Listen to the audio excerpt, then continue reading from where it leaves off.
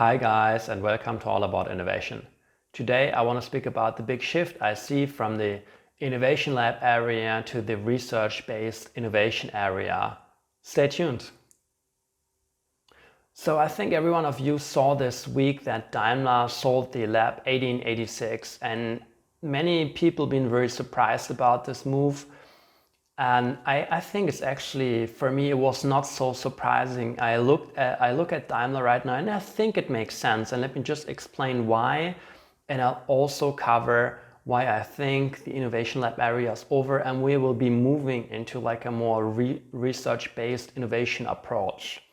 So when we look at Daimler, the Daimler Lab 1886 was established quite a while ago. And from my perspective, the goal of this innovation labs is kind of to spark thinking about what could be new, what could be the future.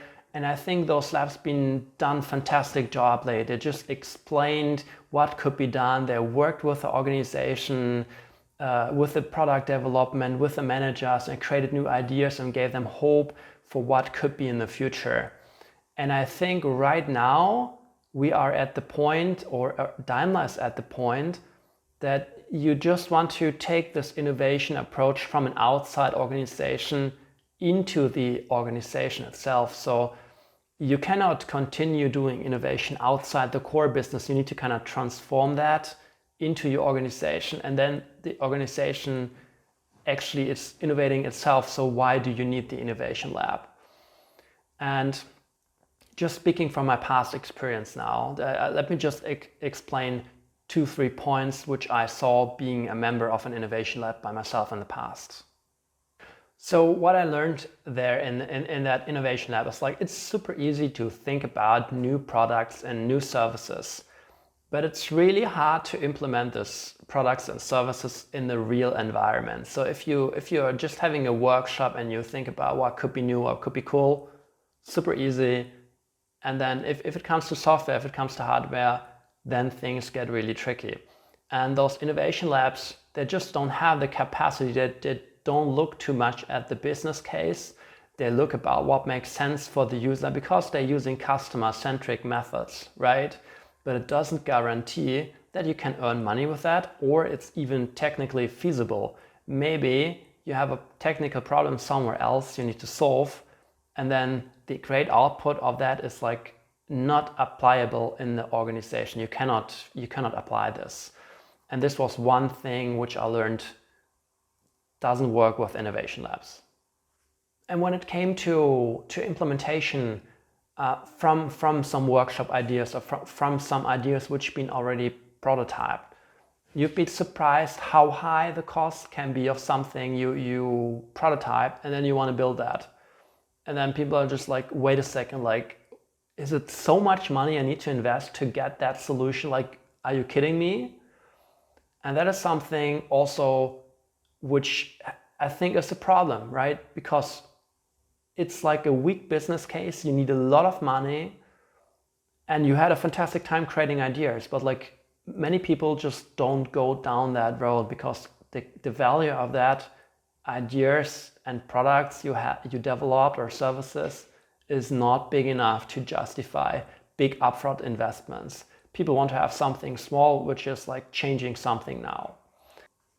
So let's draw the conclusion from what I just said. It's like, I think there will be more companies that will be shutting down the innovation labs because they also struggle with these points, like a gap between the innovation lab and the company. There's been many ideas coming out of that, but they're like impossible to implement in the company itself, and the things are just too far off. It's outside, the innovation happens outside the core company, but you have to have in the future, you have the innovation inside the core process. And I think that's the reason why more innovation labs will be shut down or will be shrinked. And let me just explain from the past, what does it mean? When we look in the past, there's like some great companies who really did advance from a research perspective, and also it's happening today. When you look at technologies like artificial intelligence or quantum computing, that's like research-based innovation, and this innovation has a very high value for the companies who are doing their research because there will be a big change happening once that technology is ready. And of course it's a bet, but that's always happening. Like it's always, technical progress is always a bet, and you might go down that road and you never fully recover that, but you also have this juicy fruit of you're like way ahead your competitors. And if you think about quantum computing right now, there's like 3-4 companies who have good quantum computing devices, and if they be on the market, then they will just outperform anything else, right? And this is why they do that. If you look at Ford, for example, like Ford created the car, it was like more a research thing or something like product based, which could be created because the technology was there. And the same goes for like the Bell Labs. The Bell Labs been a research institute, and they pushed the Bell network so far ahead in terms of technology. Many things been possible because of the invention of the Bell Lab. And it's like the whole kind of internet kind of depends on that. And the company executed research. Their research center has been super big, and they made a lot of patents. And they just did very basic research because they had a goal where they wanted to go. And they said, okay, we want to connect each and everyone. So what do we need to do? And then I just built that and continuously improved that, but not from a user perspective, but from a technology perspective. And I think this is what will come. I bet that in the future, we will have a lot of technological incremental innovation. So we will try to optimize existing technology because we have a technical goal. We want to achieve something. And if you look at like flying to the moon, we want to fly to the moon and we need certain technologies for that. And we can sit and think about how it would be flying to the moon and the customer experience. But the only thing that brings us to the moon is the rocket.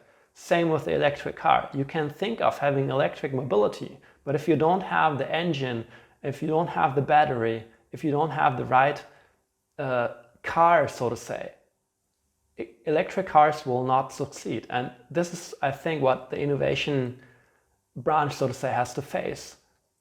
There are certain things an innovation lab can think of, and it's like for Tesla, for example, you could fine-tune all that customer experience, but no one will ever, so to say, in the innovation lab, create the battery of the future. That's the research department that does it.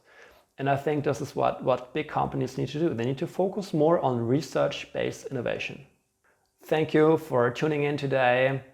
I hope you liked the talk. I found this very interesting, what I read this week on LinkedIn.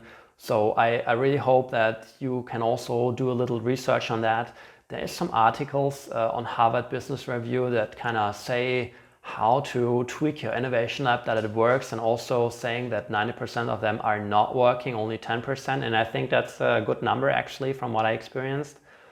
So just do a little bit of background research, and then hopefully you make your own conclusion on that. Thank you for today. If you like the video, click on the like button, give me a thumbs up and subscribe to my channel, and see you next time.